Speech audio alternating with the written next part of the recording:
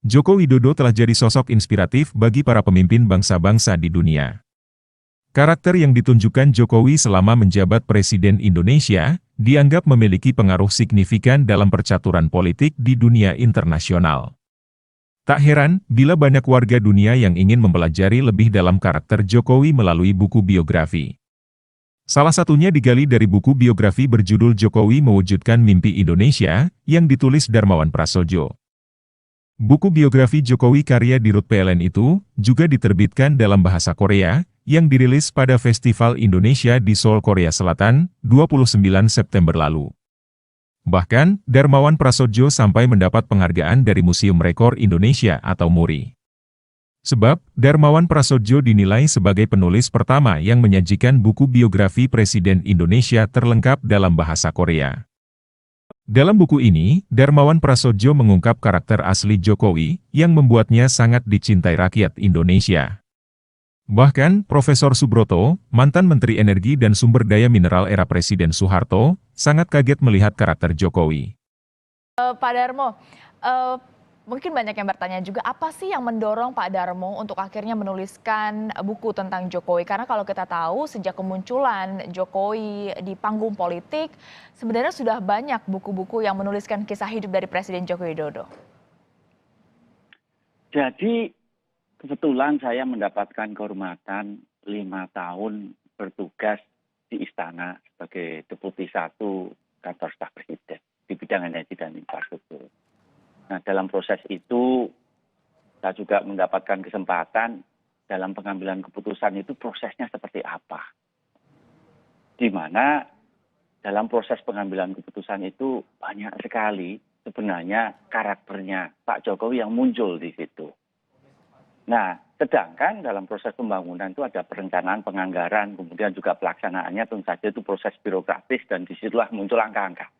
Tapi di balik itu muncul sebenarnya di dapurnya itu, di back office-nya itu ada proses.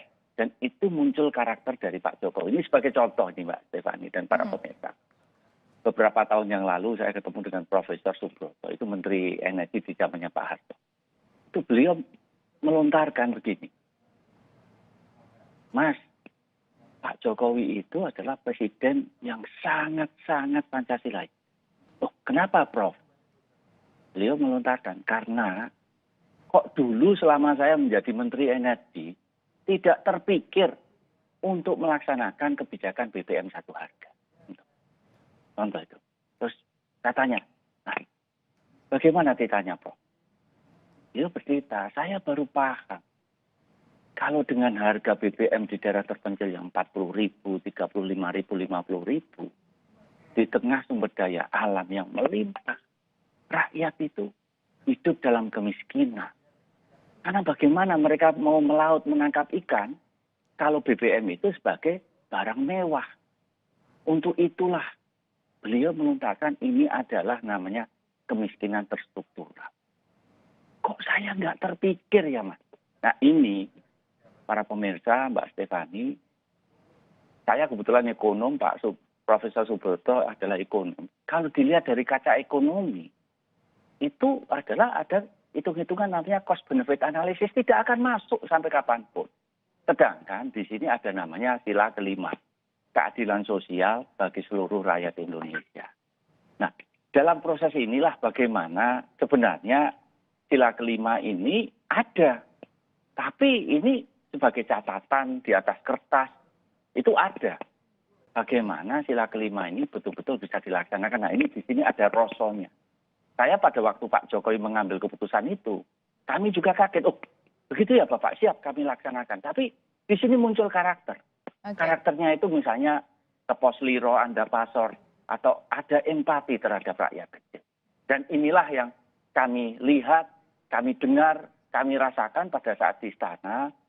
Dan untuk itulah saya berusaha menuliskan ini dalam satu buku, di mana di sini ada pendalaman karakter-karakter beliau, dan juga ada teknokratik dari program pembangunan. Jadi ini kalau buku mengenai program pembangunan, iya ada.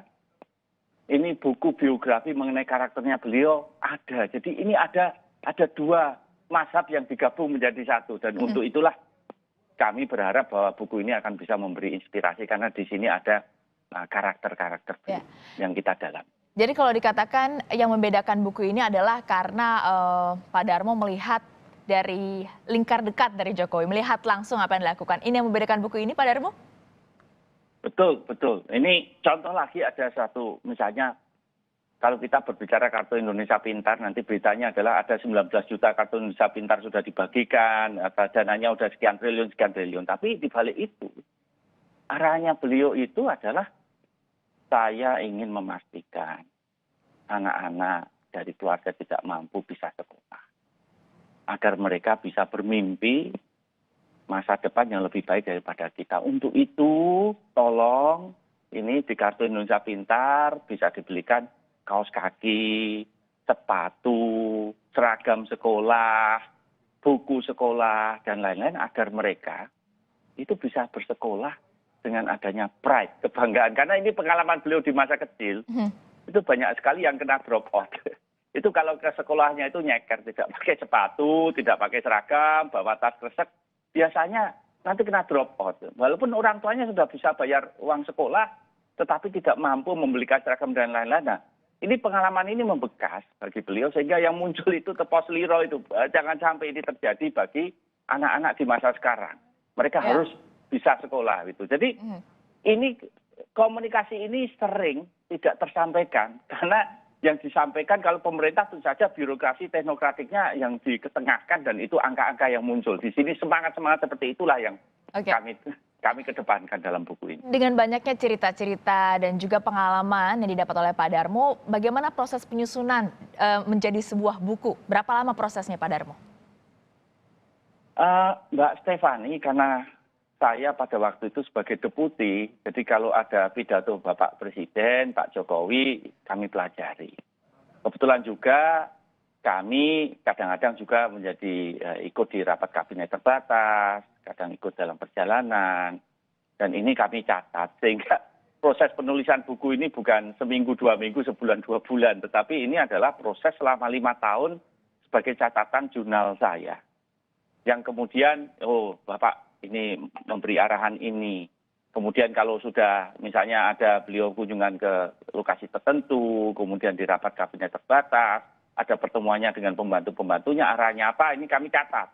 Nah itulah, dari jurnal itulah sebenarnya kami kumpulkan dan kami baru berani melontarkan buku ini dalam beberapa bulan yang lalu kami selesaikan. Jadi ini bukan tulisan yang selesai dalam waktu 1-2 bulan, tetapi ini perjalanan 5 tahun yang kemudian satu persatu menjadi akumulasi menjadi suatu buku cerita yang insya Allah kami harapannya bisa memberikan inspirasi yang dilukis dalam cerita yang indah. Gitu Mbak Stefan.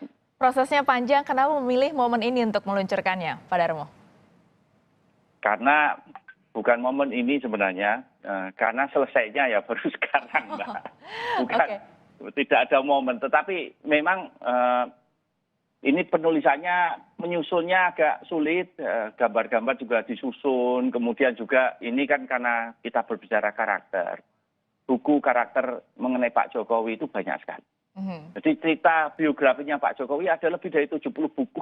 Betul. Banyak sekali. Nah untuk itu saya juga melakukan studi literatur secara mendalam.